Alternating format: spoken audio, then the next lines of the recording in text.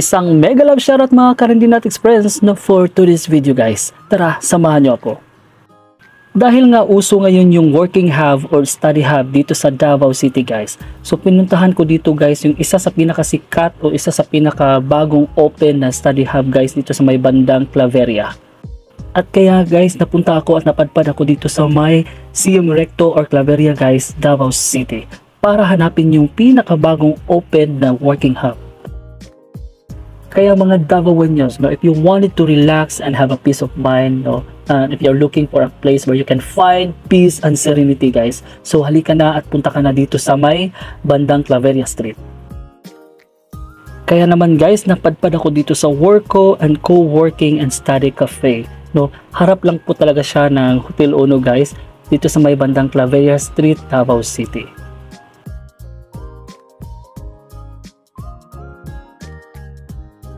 Kaya nga guys, no, if you are a VA, freelancer, or work from home agent, or even a student, no, who can find focus on doing your things at home, no, definitely this place is for you.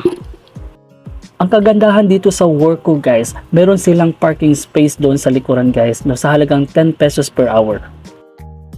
At tara, samahan nyo kong puntahan sa second floor yung Worko, na kung saan doon nakalocate ang kanilang area guys, no. So, dito pala tayo dadaan sa bandang likuran.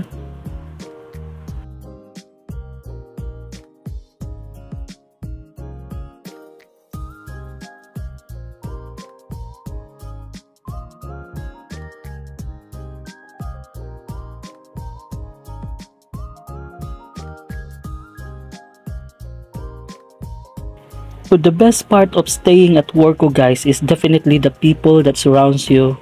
All from different backgrounds with different story to tell.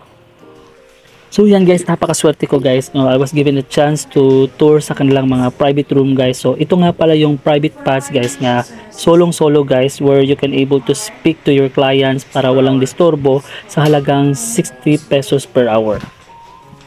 And of course, meron din silang tinatawag na small private room for 200 pesos only guys, no? For the smaller group of 6. So yun guys, and of course ito yung pinakahuli guys, no, you wanted to make your meetings and group discussions productive with at least 14 person guys, no, dito sa tinatawag nilang private room, no, big private room guys, sa halagang 300 pesos per hour guys, no. They also have mini coffee shop, no, where they offer a lots of coffee flavor guys.